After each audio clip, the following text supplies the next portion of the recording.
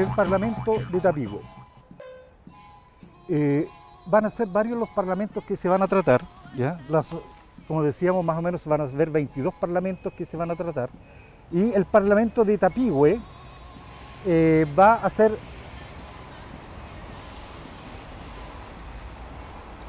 muy importante porque va a ser el primer parlamento que se va a celebrar con la República, ¿ya? El primer parlamento que se va a celebrar con la República.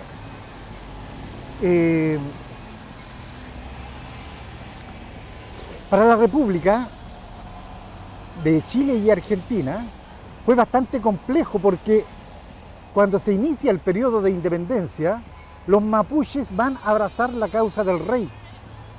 Los mapuches van a ser realistas, van a defender al rey de España, ¿ya?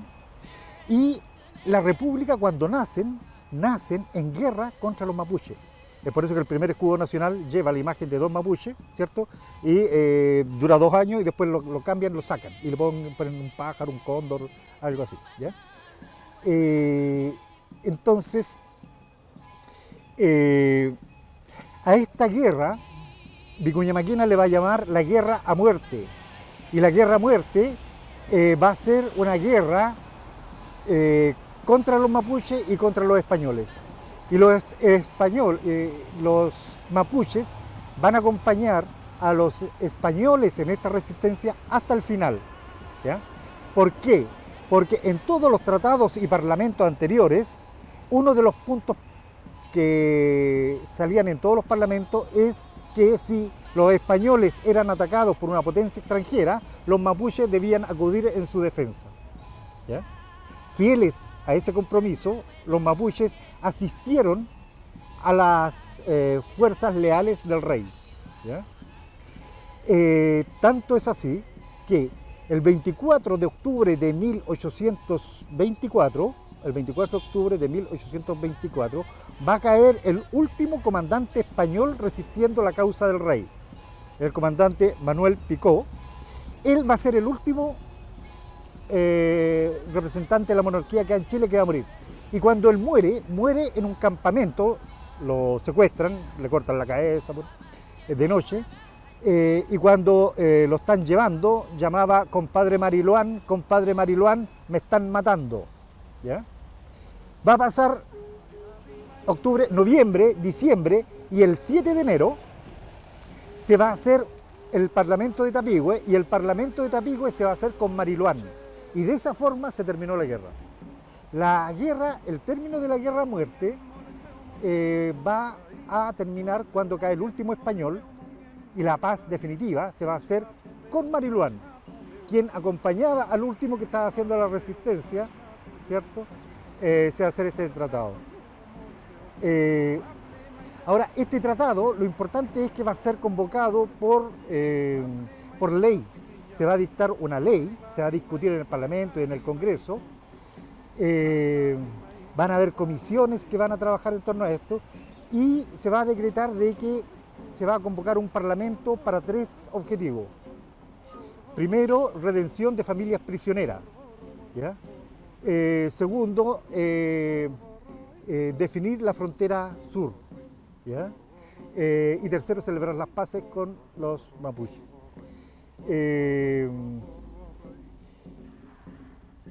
El Estado chileno hablaba de 25.000 familias cautivas que tenían los mapuches. Cuando hablaba de redención, quería rescatar esas 25.000 familias. Entonces, decía, muchas de estas familias eran argentinas, y envió una carta al Parlamento argentino para decirles que, bueno, que también se pusieran con plata para el Parlamento, ¿ya? Enviaron la carta, digamos, y bueno, respuesta hasta el día de hoy no ha llegado, así que los argentinos, digamos, bueno, no se pusieron con plata para ese Parlamento, pero sí se coordinaron, ¿ya? Siempre hubo coordinación entre Chile y Argentina. Alsina va a decir que en 1833 nosotros íbamos a invadir y estábamos de acuerdo con Chile para rodear a los mapuches, ¿cierto?, y derrotarlos. Nosotros lo hicimos, pero los chilenos se pusieron a hacer parlamentos, ¿ya? Y no se pudo hacer nada. En 1852 o 53 va a haber un tratado de paz y comercio entre Chile y Argentina. Un tratado de paz y comercio. Y en el artículo 33 va a decir que, siendo que nuestras fronteras están infestadas de indios bárbaros, cualquiera de las dos repúblicas que realicen una acción de hostilizar a esto, deberá avisar a la otra para hacerlo en conjunto. ¿Ya? Lo que se hizo para la pacificación de la Araucanía o la conquista del desierto en 1880 fue eso. ¿Ya? El viejo sueño de las dos repúblicas era exterminar, aplastar a los mapuches. Y eso lo hicieron en los 1880, 1881. ¿Ya? Ahora, el tema del Parlamento de Tapigüe, Chile se coloca en una situación muy especial porque no debió someter el tema de por las armas, invadir la Araucanía, ¿ya? Porque había un tratado de paz. Chile desde antes ya había comenzado a violar este tratado y en 1852 va a fundar unilateralmente la provincia de Arauco. ¿Ya? Funda la provincia de Arauco, la funda, pero no la puede, pasaron varios años y no habían gobernadores, no habían alcaldes, no había iglesia, no había plaza, no había nada. No habían chilenos dentro del territorio. ¿Ya? El Parlamento de Tapigüe va a ser un parlamento en que se van a expresar algunas cosas más o menos claras. Primero, se va a reconocer a la sociedad mapuche como una sociedad diferente. Se va a reconocer a Mariluán como representante de la sociedad mapuche. Por lo tanto, cuando hoy día existen Villalobos, historiadores de su academia, ellos dicen el Parlamento de Tapigüe con algunas reducciones mapuche. Tratan de distraer, digamos, la importancia de esto, porque ellos dicen de que fueron solamente con 14 comunidades mapuche. El problema es que el Estado de Chile, cuando llega a pactar a este Parlamento, reconoce en Mariluán detrás a todo el pueblo mapuche. ¿Ya? Y eso es el Estado, la República de Chile lo reconoció así. La República de Chile, cuando hace el evento del Parlamento, lo hace tratando con el conjunto de la sociedad mapuche. ¿Ya? Ahora, el Parlamento de Tapigüe va a tener, van a ser 33 puntos, 33 artículos. ¿Ya? El espíritu que animaba al Parlamento de Tapigüe era generar una hermandad, era generar un nuevo soberano. Chile, más mapuches, formar un tercero soberano. ¿Ya? Hay que pensar que en esos tiempos las repúblicas eran jóvenes. Salíamos de un modelo semifeudal, entonces experiencia en república había muy poca, muy poca. Entonces, lo que va a rondar dentro de, por el lado argentino y por el lado de Chile, va a ser la idea de confederación. Confederarse. Y esto también va a estar presente dentro del liderazgo mapuche, la idea de la confederación. Entonces, confederarse sí, pero no para meternos en el Estado de Chile, sino que con los chilenos vamos a formar un tercero.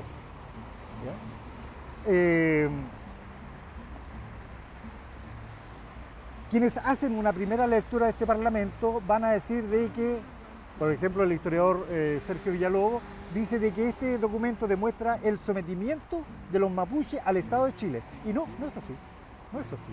¿Ya? Va a ser muy claro, digamos. Por ejemplo, en algunas partes va a decir lo siguiente, en el artículo 5 va a decir de que, hacia los mapuches, que promete toda su fuerza para repeler a los enemigos del Estado y del orden, cuando el supremo gobierno necesite valerse de ella, quedando este y su poder dantes sujetos a las mismas obligaciones de los chilenos y a las leyes que dicta el soberano Congreso Constituyente. ¿Qué es lo que está pidiendo el Estado chileno ahí? Le está pidiendo asistencia militar a los mapuches. ¿Ya? Le está diciendo de que cuando Chile tenga problemas, ¿cierto? Los y los mapuches deberán asistir, ¿cierto?, en ayuda en su ayuda. Después, en el artículo 7 va a ser bien específico al respecto, va a decir: si hubiese una declaración de guerra contra los derechos del país, se unirán todas las fuerzas para repeler a los agresores. Todas las fuerzas, ¿cuáles fuerzas? Las mapuches y las chilenas, ¿ya?, para repeler a los agresores, corriendo por cuenta del... corriendo por cuenta del Estado todos los alimentos que consuman los nuevos hermanos en toda la campaña. O sea, de que venga el ejército mapuche para acá, nosotros nos ponemos con la comida, lo ponemos con las herramientas, ¿cierto?, para que nos asistan en esta campaña. Están pidiéndole ayuda al ejército mapuche. Aquí es claro eso, ¿ya? Entonces, este parlamento no es sometimiento a los mapuches que se incorporan, sino que es pensando en una idea de confederación. Y queda claro cuando acá estamos hablando de la otra parte, ¿ya?, de la otra parte. Posteriormente, en otros puntos, digamos, va a establecer que en el capítulo 18, en el artículo 18, va a decir: los gobernantes o caciques, desde la ratificación de estos tratados, no permitirán que ningún chileno exista en los terrenos de su dominio, por convenir así al mejor establecimiento de la paz y unión, seguridad general y particular de estos nuevos hermanos. ¿Qué está diciendo? Está diciendo de que ningún mapuche puede estar al otro lado del Biobío, ¿ya?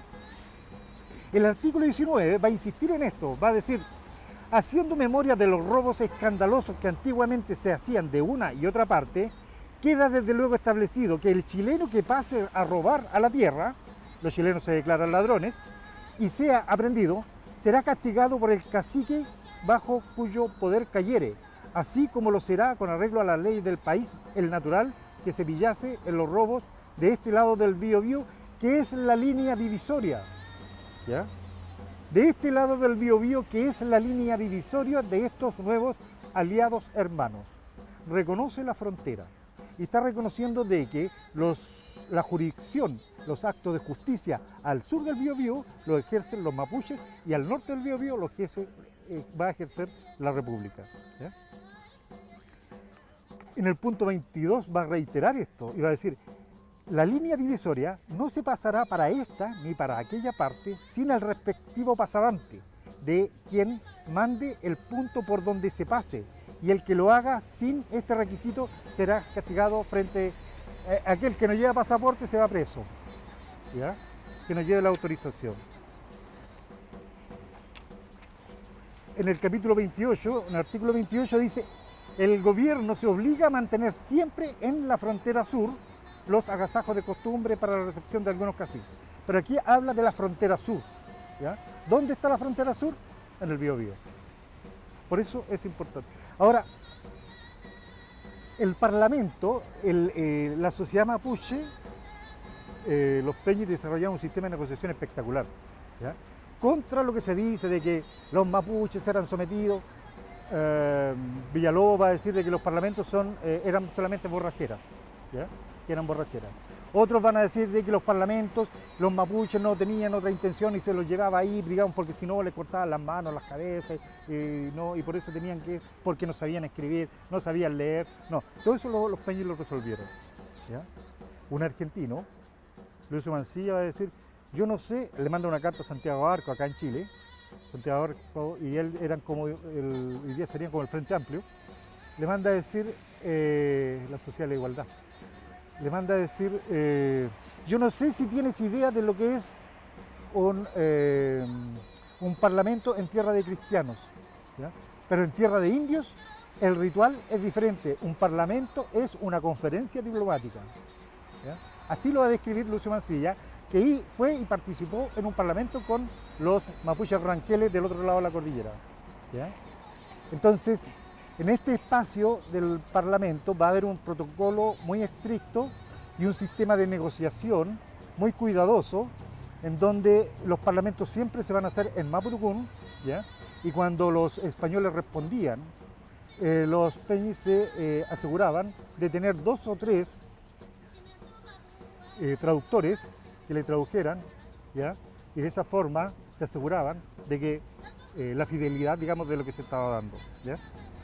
Entonces, este Parlamento no va a acabar a esa forma de hacer política, la rigurosa política de la sociedad mapuche, ¿ya? La rigurosa política de la sociedad mapuche, que todo va a quedar totalmente definido. Y el artículo 33 va a definir cómo se tiene que llevar a cabo el evento del Parlamento y cómo debe terminar. Y dice así: sellada y ratificada la unión, se formarán las tropas en su lugar de su ratificación, que será en el centro del cuadro que ocupan, y enarbolándose el pabellón de la nación con salva de 10 tiros de cañón, son de cornetas y cajas, se procederá a la ceremonia usada entre los naturales en señal de paz, rompiendo por parte del Supremo Gobierno una espada y por cada futralmapu una lanza, en cuya conclusión se hará una salva de artillería de igual número con el grito general: ¡Viva la Unión! ¡Viva la Unión! No se está gritando ¡Viva Chile! ¡Viva Arauco! Se está gritando la nueva hermandad, ¿ya? Ese era el espíritu del Parlamento de Tapigüe, ¿ya? Hoy día existe una línea, digamos, que tiende a desubicar, digamos, esta posibilidad, porque todavía existe la imagen de que los mapuches son feos, tontos, cochinos, borrachos, ¿cierto? Hoy día, digamos, dentro del neoliberalismo, los mapuches son hermanos menores que son pobres porque no consumen, y si se alteran son terroristas, ¿ya? No se les da la posibilidad de que eran sujetos expertos en negociación, no se les da esa posibilidad. Y el indigenismo quedó atrapado en eso también, y el indigenismo habla de que los parlamentos habrían sido dispositivos de disciplinamiento, ¿ya? Que los parlamentos habrían sido dispositivos de disciplinamiento, y no, eso no es así, ¿ya? Las ciencias ahí colaboran pero se equivocan, ¿ya? Se equivocan. El indigenismo tiene ese discurso, ¿ya? El indigenismo, cuyo máxima expresión fue el profesor José Bengoa, mi profesor, fue la expresión máxima del indigenismo, que llegó en la Comisión de Verdad y Nuevo Trato a señalar de que sí, si bien existían parlamentos, estos fueron ceremonias espectaculares, pero sin fundamento ninguno. Y no es así, ¿ya? El Tratado de Tapigüe, en esta breve versión que hicimos con la mirada desde la antropología, no desde el derecho, ¿ya? Vemos, digamos, su eficacia, su profundidad, ¿ya? La profundidad, ¿ya? La profundidad con que los mapuches llegaron a pactar con la República de Chile. Después del Parlamento de Tapigüe van a venir guerras, van a haber constantes guerras.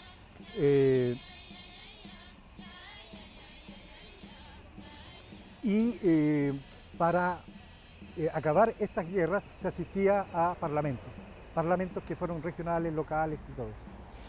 La República va a haber un momento en que va a utilizar los parlamentos coloniales.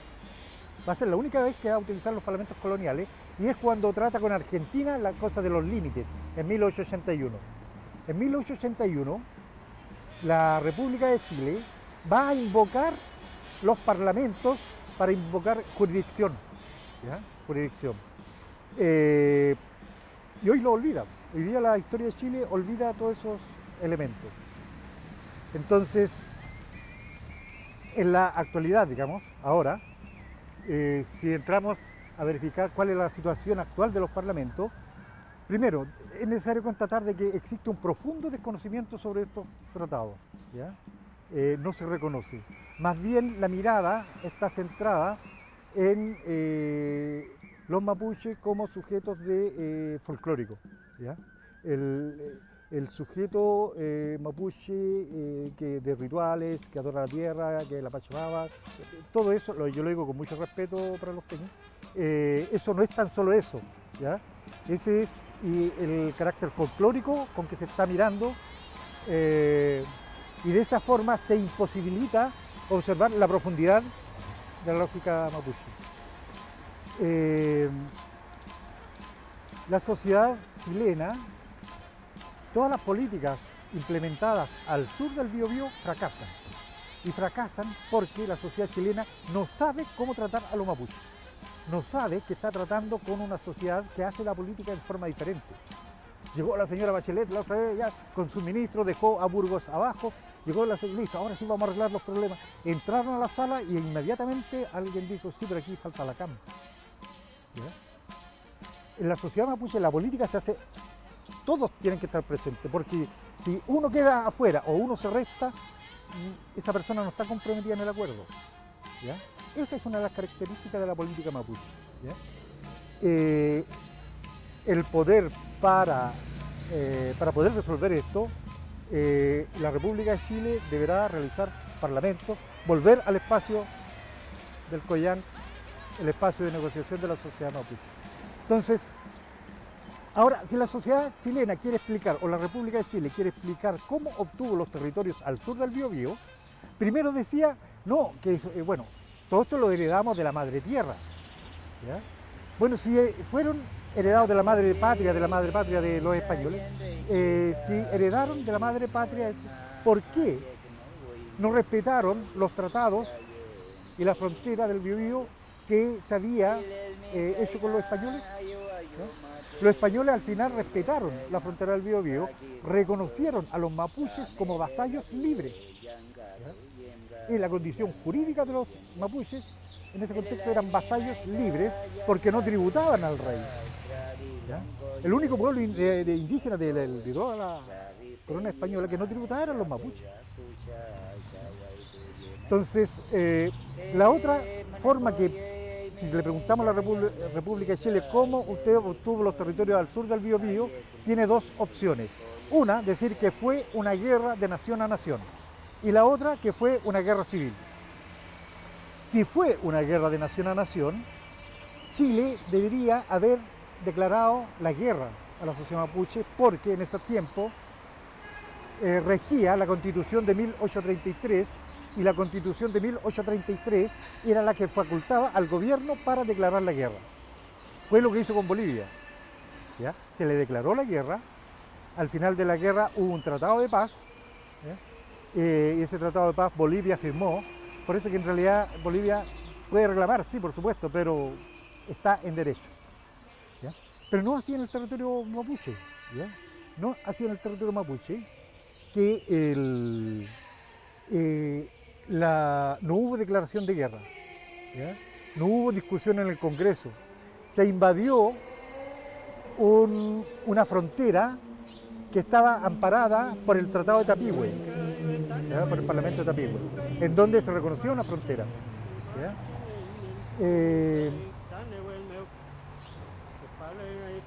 Si el Estado de Chile dice de que no, que fue una guerra civil, en caso de guerra civil, las presas obtenidas en guerra civil no constituyen dominio. ¿Ya? Las presas obtenidas en guerra civil no constituyen dominio. ¿Ya? Por lo tanto, Chile, al sur del Biobío, está de hecho, pero no de derecho. Está de hecho, pero no de derecho. ¿Ya? Viola su propio Código Civil. El Código Civil dice de que, en el artículo 631, que las presas obtenidas por corsarios, bandidos y piratas no constituyen dominio.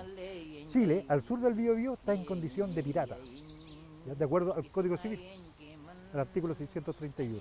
¿Ya? Porque no hizo declaración de guerra, ¿ya?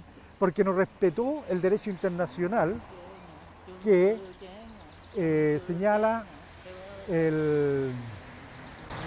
la doctrina internacional, habla del derecho del primer ocupante, ¿cierto? De las tierras, no eran tierras res nullis, ¿ya? No eran tierras vacías, ¿ya? Había una sociedad, sociedad que practicaba un idioma diferente, una religión diferente, étnicamente diferente, y que se reconocía y que no se sentían chilenos. ¿Ya? Y eso es lo que Chile va a desconocer. Y en esta situación están las dos repúblicas. La República Argentina, al sur del Río Negro y del Río Salado, está de hecho pero no de derecho. y Chile, al sur del Biobío, está en esa misma condición. ¿Ya?